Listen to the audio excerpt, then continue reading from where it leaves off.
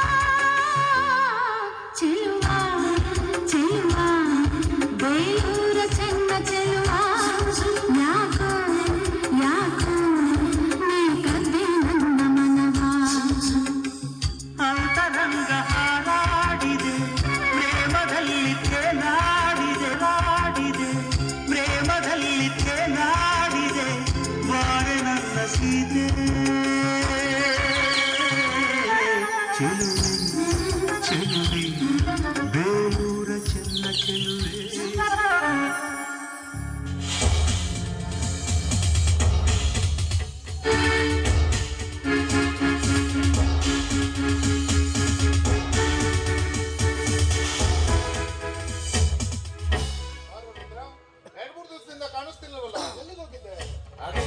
ನನ್ನ ಸ್ನೇಹಿತರೆ ಎಲ್ಲಾರು ನನ್ನ ಕರ್ಕೊಂಡು ಗೊಡ್ಚಿ ಜಾತ್ರೆಗೆ ಹೋಗ್ಬಿಟ್ಟಿದ್ರಪ್ಪ ಹಿಂಗಾಗಿ ಬರಕ್ ಆಗ್ಲಿಲ್ಲ ಮತ್ತೊಂದು ಸಮಾಚಾರ ಊರ್ ಕಡೆ ಅಪ್ಪ ಊರಿನ ಪರಿಸ್ಥಿತಿ ಬಾಳ ಹದ್ಗೆಟ್ಟಿದ್ರಪ್ಪ ಬಾಳ ಹದ್ಗೆಟ್ಟಿದ್ರಿ ಆ ಕೆಂಚಿನ ಮಗ ಕಾಳದನಲ್ರಿ ಊರಾಗ ಕಳ್ತನ ಮಾಡಿದ್ದ ಕಾಳದ ಗೂಡಿಗೆ ಬೆಂಕಿ ಹಚ್ಚಿದ್ದ ಅವಾಗ ಅವನು ಹಿಡ್ಕೊಂಡು ನಿಮ್ಮ ಎದುರಿಗೆ ಬಂದಾಗ ನೀವೇನ್ ಹೇಳಿದ್ರಿ ಸಣ್ಣ ಹುಡುಗ ತಿಳಿಲಾರ್ದ ತಪ್ಪು ಮಾಡ್ಯಾನ ದಂಡ ಕಟ್ಟಿ ಬಿಟ್ಟು ಬಿಡ್ರಿ ಅಂದ್ರಿ ಅವತ್ತ ಏನಾದ್ರು ನೀವು ಅವನಿಗೆ ಸರಿಯಾದ ಶಿಕ್ಷೆ ಕೊಟ್ಟಿದ್ರ ಅವ ಇಂಥ ತಪ್ಪು ಮಾಡ್ತಿದ್ದ ಅಂತೇನ್ ಮಾಡಿದ್ದಾನ ಇವಾಗ ಅದನ್ನ ನಿಮ್ಮ ಮುಂದೆ ಹೆಂಗ್ ಹೇಳ್ರಿ ಅಪ್ಪ ಆ ಹನುಮಾನ್ ಮಗಳು ಕೇವಲ 12 ವರ್ಷದ ಕೂಸೈತ್ರಿ ಆ ಕೂಸಿನ ಮ್ಯಾಗ ಬಲಾತ್ಕಾರ ಮಾಡಿ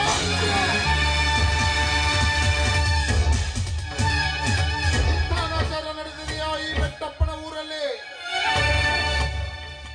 ಮಾತು ಕೇಳಿದ್ರ ಮೈಯೆಲ್ಲ ಬೆಂಕಿ ಇಟ್ಟಂಗ ಎಲ್ಲಿದ್ದಾನೀಗ ಅವನು? ಊರ್ ಜನರೆಲ್ಲ ಅವ್ನ ಕೈಕಾಲ ಕಟ್ಟಿ ಹೊರಗೆ ತಗೊಂಡ್ ನಿಂದಿರ್ಸಾರಪ್ಪ. ನಿಮ್ಮ ಅಪ್ಪನೇ ತಗೊಂಡು ಒಳಗ್ ತರಬೇಕಂತ. ಹೋಗಿ ಮೊದಲೇ ತುಂಬ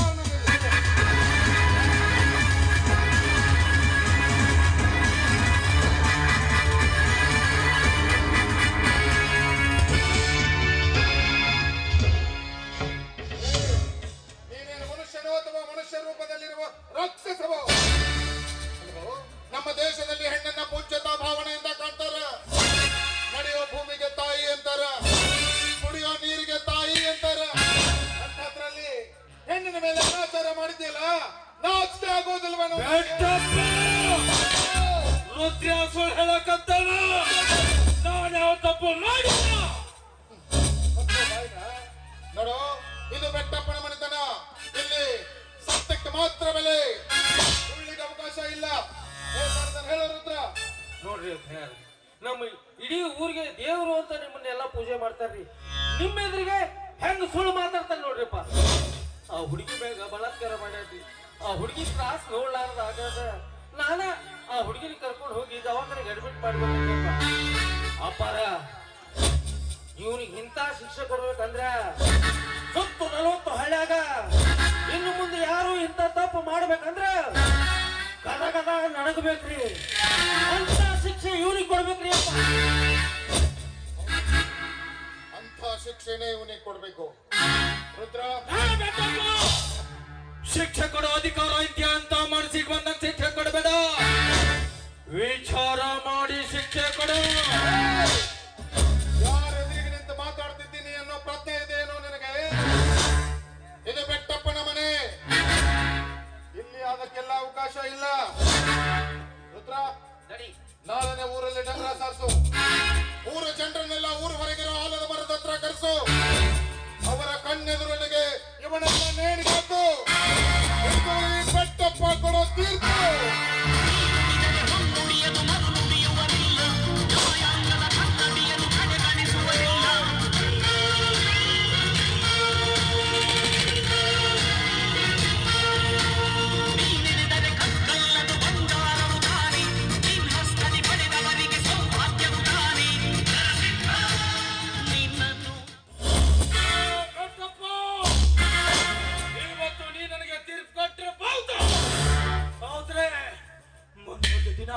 ಮುಂದೊಂದು ದಿನ ಇದೇ ಘಟನೆ ನಿನ್ನ ಮನೆಯಾಗೂ ನಡೀತದೆ.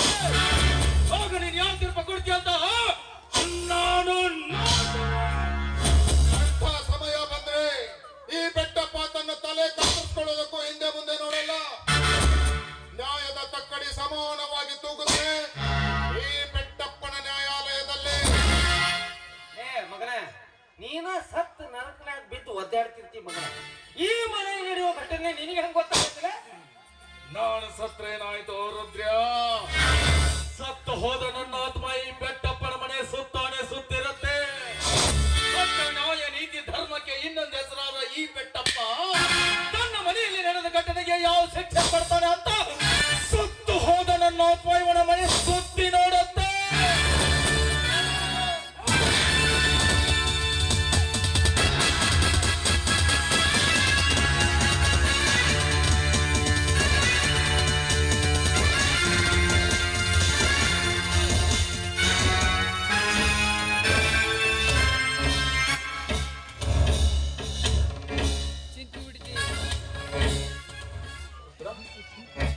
ಮುಂದೆ ನನ್ನ ಮನೆಯಲ್ಲಿ ಅಂತ ಘಟನೆ ನಡೆದಿಲ್ಲ. ಏನ್ ಮಾತಾಡಕತ್ತೀರಿಯಪ್ಪ? ಅಪ್ಪರ ಅವ ತಪ್ಪು ಮಾಡಲ್ರಿ. ಶಿಕ್ಷೆಯಿಂದ ತಪ್ಪಿಸ್ಕೊಳಕ ಬಾಯಿಗೆ ಬಂದಂಗ ಒದರಾಕತ್ತಲ್ಲ. ಅಪ್ಪರ ಸುತ್ತು 40 ಹಳ್ಳಿಗೆ ನ್ಯಾಯ ನೀತಿ ಹೇಳುವ ನ್ಯಾಯವಂತರ ಮನಿತನ ಈ ಮನಿತನ ಈ ಮನ್ಯಾಗ ಅಂತ ಘಟನೆ ಆಗಕ್ ಸಾಧ್ಯ ಇಲ್ರಿಪ್ಪ. ಅವ ಹೇಳಿದಕ್ಕೆಲ್ಲ ನೀವು ತೆಗೆದುಕೊಬೇಡಪ್ಪ.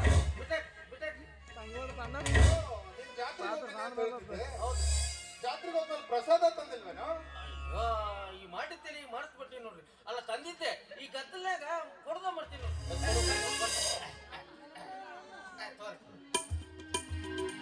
ಏನೋ ರುದ್ರ? ಎಡಗೈಯಿಂದ ಕೊಡ್ತಾರ ಬಲಗೈಯಿಂದ ಕೊಡೋ. ಅದು ಅಪರ ಈ ಕೈನು ನಂದ ಹೌದಲ್ರಿ. ತೋರಿ ನಡ್ತೈತಿ. ಕೊಡೋ ಮೊದ್ಲು. ಯಾಕೆ ಏನಾಗಿದೆ ಕೈಗೆ? ಏನಿಲ್ರಿ ತೋರ್ಸು, ಏನಾಗಿದೆ ಕೈಗೆ? ಏನಿಲ್ಲ ಬಿಡ್ರಿಪ್ಪ. ಏನಾಗಿದೆ ಏನಿದು ಕೈಗೆ ಗಾಯ? ಅದೇನಿಲ್ರಿಪ್ಪ, ಗೊಡ್ಚಿ ವೀರಭದ್ರ ಜಾತ್ರೆಗೆ ಹೋಗಿದ್ವಲ್ರಿ, ಅಲ್ಲಿ ಭಕ್ತಾದಿಗಳೆಲ್ಲ ತೇರಿನ ಮುಂದೆ ಕೈಯಾಗ ಕರ್ಪೂರ ಹಚ್ಕೊಂಡು ಬೆಳಗಾಕತ್ತಿದ್ರು. ನಾನು ಕೇಳಿದೆ ಇದನ್ನೇನು ಮಾಡಾಕತ್ತೀರಪ್ಪ ಅಂತ ಹೇಳಿ. ಅದಕ್ಕೆ ಅವ್ರು ಹೇಳಿದ್ರು, ನೋಡು ನಿನ್ನ ಮನಸ್ಸಿನಾಗ ಯಾವ್ದಾದ್ರು ಬೇಡಿಕೆ ಇದ್ರ ಕೈಯಾಗ ಕರ್ಪೂರ ಹಚ್ಕೊಂಡು ಬೆಳಕು ಅಂತ ಬೇಡ್ಕೊಂಡೆ ಅಂದ್ರ ವರ್ಷ ತುಂಬುದ್ರಾಗ ಆ ಬೇಡಿಕೆ ಎಲ್ಲೈತಿ. ಅದಕ್ಕೆ ನಂದೊಂದು ಬೇಡಿಕೆ ಇದ್ರೆ ಬೇಡ್ಕೊಂಡು ಕರ್ಪೂರ ಬೆಳಗ್ಗೆ ಬಂದ್ಬಿಟ್ಟೆನಪ್ಪ. ಏನೋ ಹುಚ್ಚಪ್ಪ, ಕೈಯಲ್ಲಿ ಕರ್ಪೂರ ಹಚ್ಕೊಂಡು ದೇವರಿಗೆ ಬೆಳಗುವಷ್ಟು ಅಂಥದ್ದೇನಪ್ಪ ನಿನ್ನ ಬೇಡಿಕೆ? ನನ್ನ ಸ್ವಾರ್ಥಕ್ಕಾಗಿ ಬೇಡ್ಕೊಂಡಿಲ್ಲ ತನಿಗೆ. ಎಷ್ಟೋ ವರ್ಷಗಳಾಗಿ ಹೋದ್ರು ನಿಮ್ಗೆ ಇನ್ನೂ ಮಕ್ಕಳಾಗಿಲ್ಲ ಅನ್ನೋ ಕರ್ಗು ನನ್ನ ಮನಸ್ಸಿನಾಗ ಬಹಳ ಕಾಡ್ತಿದ್ರಪ್ಪ, ಬಹಳ ಕಾಡ್ತಿತ್ತು. ಅದಕ್ಕೆ ಹಾಗೂ ವೀರಭದ್ರಿಗೆ ಬೇಡ್ಕೊಂಡೆ, ನೋಡು ನಮ್ಮ ಧಣಿಯರಿಗೆ ಸಂತಾನ ಭಾಗ್ಯ ಕೊಡು, ಈ ಬೆಟ್ಟಪ್ಪನ ಮಣಿತನಕ್ಕೆ ಸುತ್ತು 40 ಹಳ್ಳಿಗೆ ನ್ಯಾಯ ನೀತಿ ಹೇಳುವಂತ ಒಬ್ಬ ಭೂಪತಿನ ಕಳಿಸು ಅಂತ ಕೈಯಾಗ ಕರ್ಪೂರ ಹಚ್ಚಿ ಬೆಳಗ್ಬಿಟ್ಟಿದೆಪ್ಪ. ಎಂತ ಹುಚ್ಚದಿಯೋ ನೀನು. ಅದಕ್ಕೆಲ್ಲ ದೇವರು ಕಣ್ಣು ಬಿಡಬೇಕು ಅಲ್ವೋ?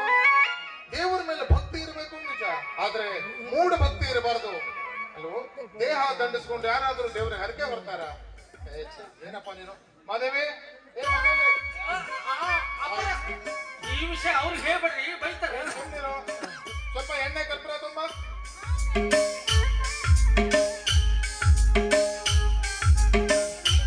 ಯಾಕೆ ಎಣ್ಣೆ ಅರ್ಶಿನ ಪುಡಿ ತರಕ್ ಹೇಳಿದ್ರಿ? ನನಗೆಲ್ಲ ನೋಡಲ್ಲಿ ರುದ್ರ ಕೈಗೆ ಏನ್ ಮಾಡ್ಕೊಂಡಿದ್ದಾನೆ ಅಂತ.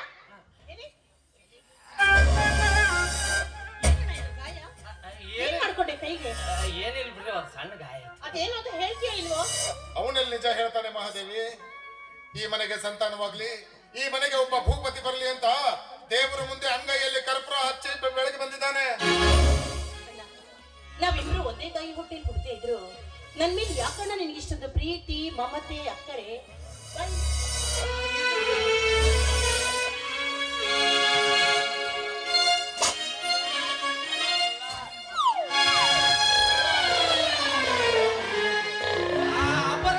ಅದಕ್ಕೆ ನಾನು ಕಳ್ಕೊಂಡೆ, ಅವರಿಗೆ ಕೈ ತೋರ್ಸುದ್ ಬೇಡ, ಕೈ ತೋರ್ಸುದ್ ಬೇಡ ಅಂತ. ನೋಡ್ರಿ ಈ ಗಾಯ ರಕ್ತ ಕಿಮ್ಮ ನೋಡಿ ಹೇಳ್ತೀನಿ, ವಾಂತಿ ಮಾಡಕತ್ರ ಅವ್ರು. ಹಾಗಾಗಿಲ್ಲ ರುದ್ರ, ದೇವರಿಗೆ ಬೆಳಗ್ಗೆಯಿಂದ ಉಪವಾಸ ಮಾಡ್ತಾಳಲ್ಲ, ಖಾಲಿ ಹೊಟ್ಟೆಯಿಂದ ಏನಾದ್ರೂ ತಿಂದಿರಬಹುದು, ಅದಕ್ಕೆ ವಾಂತಿ ಆಗಿರ್ಬಹುದು. ಬರೀ ಇದನ್ನೇ ಹೇಳ್ತೀರಿ, ಏನಾಗೈತಿ ಕೇಳ್ರಿ. ಏನಾಯ್ತೆ ಮಾದೇವಿ?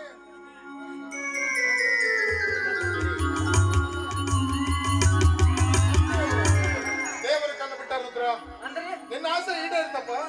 ಅಂದ್ರೆ ಅವರು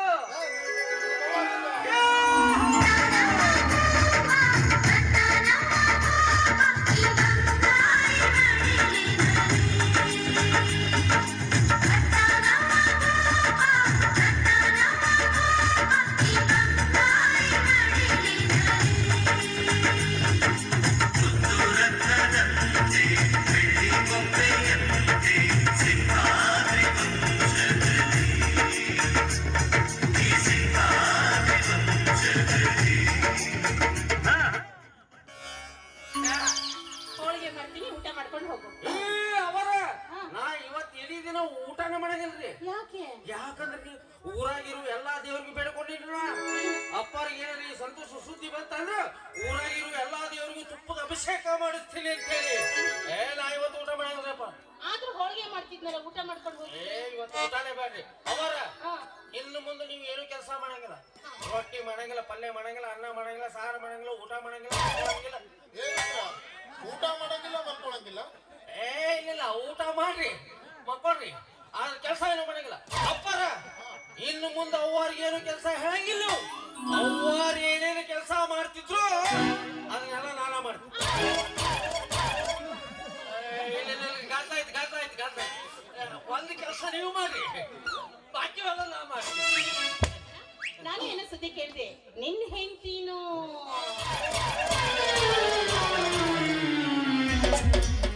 ಅಣ್ಣ ಬಸರಾಗಿದ್ದೆ ನಿನ್ ಹೆಂಡತಿ, ನೀ ಯಾಕೆ ಅಟ್ಟೆ ನಾಚ್ಕೊಳಕತ್ತಿ? ನನ್ನ ಹೆಂಡತಿ ಹೊಟ್ಲಾಗ್ಯಾಳ್ರಿ.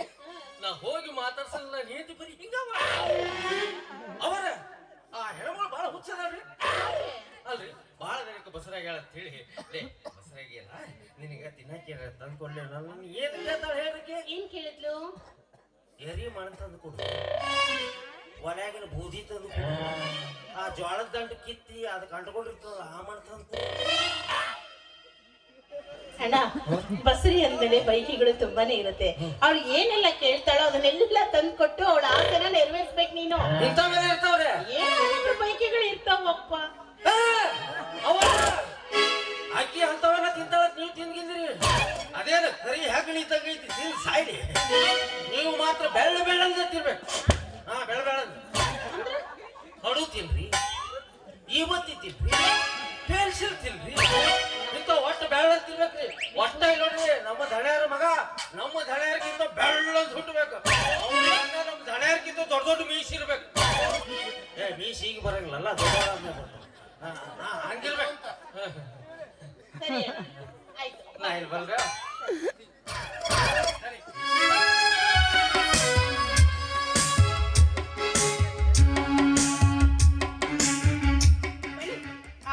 ನಿಮ್ಗೆ ಜಾಮೂನ್ ಅಂದ್ರೆ ತುಂಬಾ ಇಷ್ಟ ಅಲ್ವಾ? ಚೆನ್ನಾಗಿ ನಿಮ್ಗೆ ಜಾಮೂನ್ ಮಾಡ್ಕೊಡ್ತೀನಿ, ತಿನ್ನೋದಕ್ಕೆ ಬನ್ನಿ.